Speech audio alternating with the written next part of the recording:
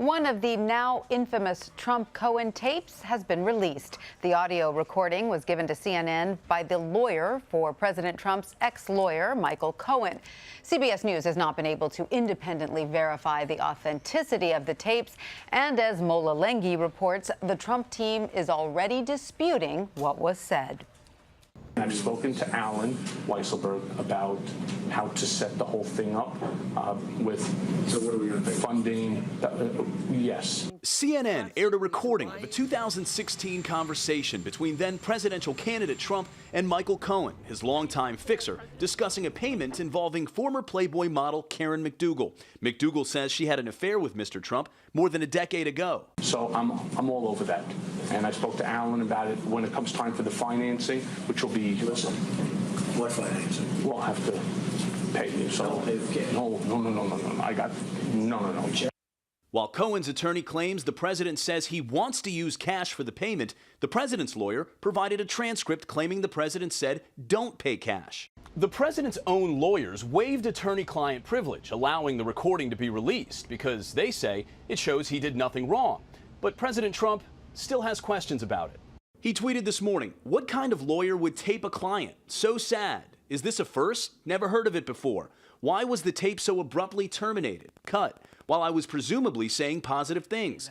Michael Cohen's attorney told Good Morning America that he had good reason to make the tape. Michael Cohen has turned a corner in his life, and he's now dedicated to telling the truth to everyone, and we'll see what happens. The FBI seized a total of 12 tapes during a raid of Cohen's home and office back in April in its investigation of whether campaign finance laws were violated.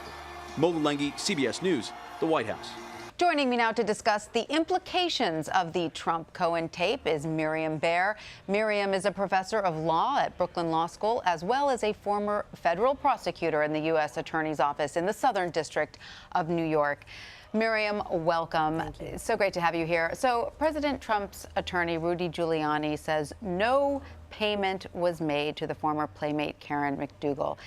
This is significant, correct? Well, I mean, this is sort of interesting. The tape, if you listen to it, is almost like catching the middle episode of one of your favorite television programs, and you didn't see the first episode of the season, and you haven't seen the finale. So you're sort of trying your best to try to figure out what already occurred and what's going to happen next. Right. But from the tape, we don't get an indication as to whether the payment that allegedly was discussed was made, correct? Right. So what we know from listening to the tape is that a payment has been made from AMI, which is the media company that owns the National Enquirer, or as both Michael Cohen and Trump refer to it as our friend David, which is really David Pecker.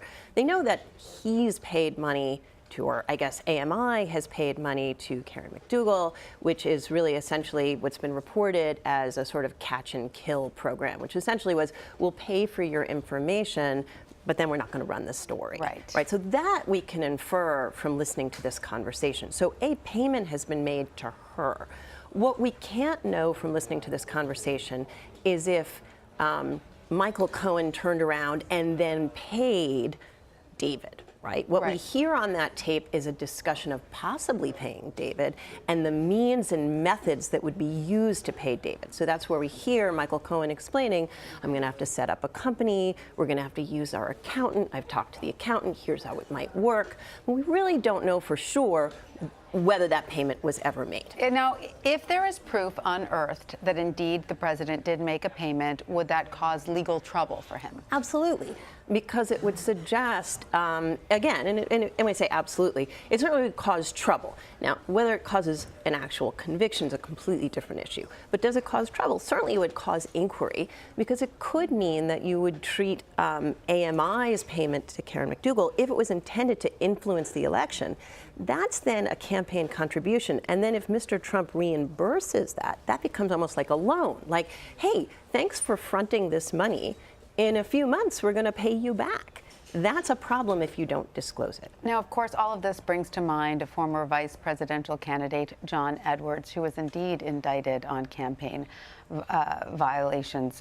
Is this a similar case? Right, and he eventually was a presidential candidate as well. Yes, exactly. Right. So his case is a little different in that there were questions about whether a payment to someone with whom he had had an affair, whether those payments were intended to influence his election. Right? In other words, if you have just payments, you're paying off a mistress because you don't want that information to get out because you're worried that your wife will find out, that may be untoward, that may have various political issues attached to it. There may even be other legal issues attached to it, depending on how you pay it.